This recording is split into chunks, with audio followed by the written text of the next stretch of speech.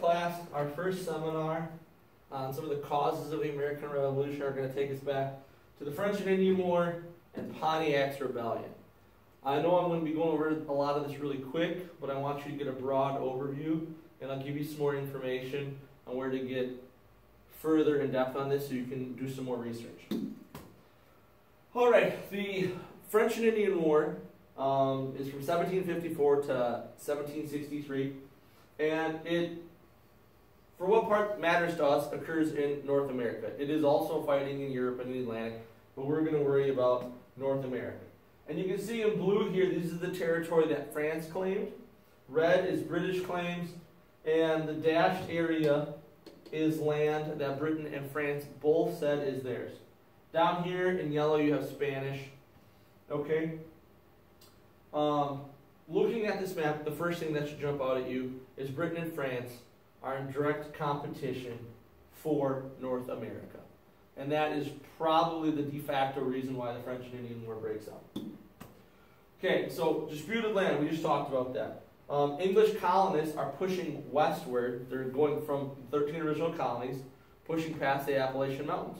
By doing that, they're encroaching on the French land, and they're hurting the French economically.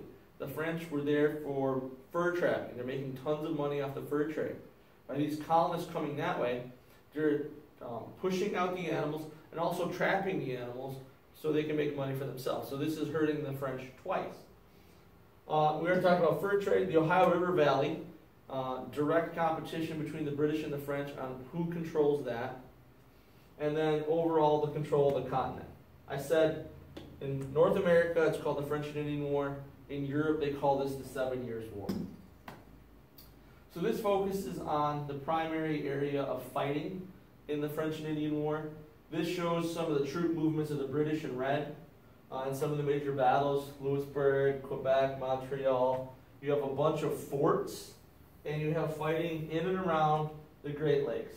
Fort Necessity, Fort Duquesne, Presque Isle, Fort Niagara, Montreal. You have all these, because you see most of the fighting is on the frontier region between the British and the French.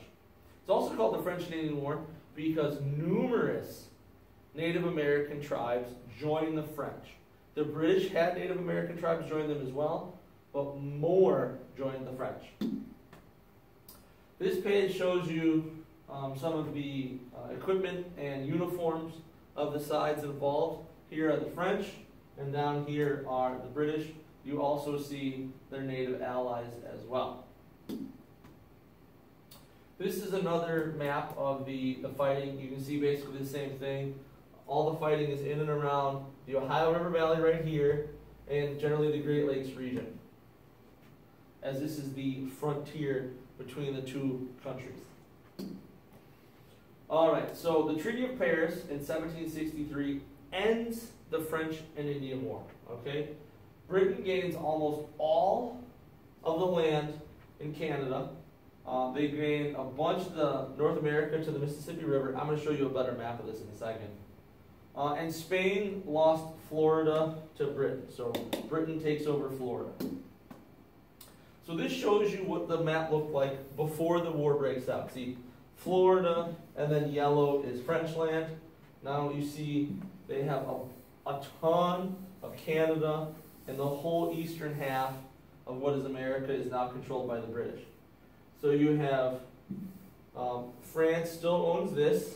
They're going to sell this later as the Louisiana Purchase to us. And then the big thing is the proclamation line of 1763. What that does is it says colonists cannot move past that line. And the reason they did that is so this land is for Native Americans. Okay? The British don't want to send over more troops to stop fighting between colonists and Native Americans. It's expensive. Okay, this is just a Pontiac's War. So transitioning, Pontiac's War starts in 1763, so right when the war ends. Pontiac and a lot of Native American allies are unhappy that the French lost the war. But let's go back to Pontiac. Pontiac is a Native American chief. He has a vision that basically his creator tells him, you have to fight against the British. That the British are bad and you need to get them out of here.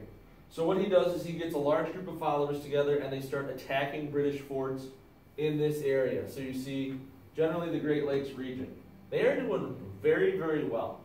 Okay? So the fiery ones are British fort taken by Native Americans. The colored squares were the fort attacked but not taken. And the empty boxes, which I'm not seeing one right now.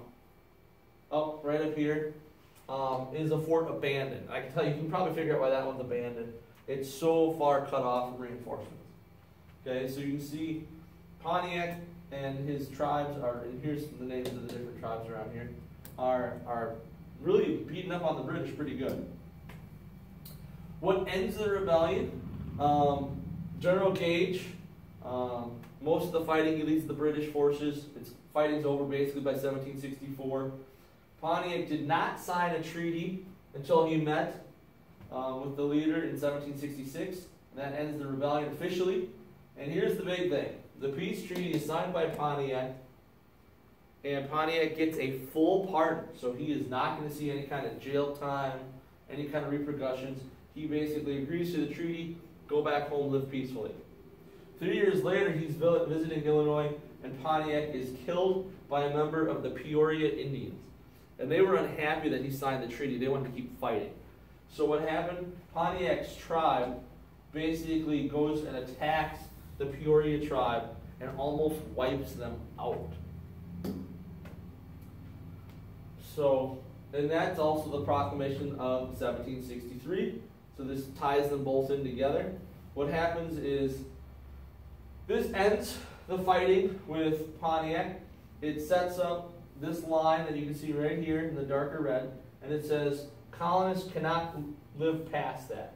That this is basically Indian territory, native territory, and the colonists are not allowed to live there. Guess what? The colonists don't like that idea. So this is going to be another issue that leads us to the American Revolution. Also, the English don't want the colonists going this way because they know that it's going to lead to trouble, it's going to lead to fighting, and they're going to have to spend money, send troops over there, and stop this fighting. The very last page of the PowerPoint here is we have a video. Both of these are off YouTube. This is about 4.5 minutes on the French and Indian War. It's really, really good. And then Pontiac's Rebellion. This one's okay. It kind of shows the start of one of the attacks on the forts. The first part, the first minute 13, is Pontiac just talking about getting this vision that he has to attack the British. You can really skip over that and start at a minute 13 and then watch the rest of that. And that one's roughly 4 or 5 minutes as well. So here's 2 more places you can get more information on these topics. If you guys have any questions on this, please just let me know. Thanks for watching.